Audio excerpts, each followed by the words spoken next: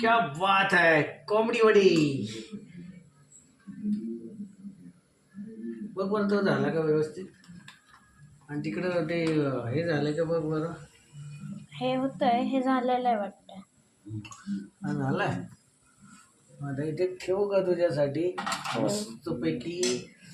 बघ बरं आता कोंबडी वडे. स्वरदादाचे कोंबडी वडे फार आवडतात ना स्वरदादाला कोंबडी वडे.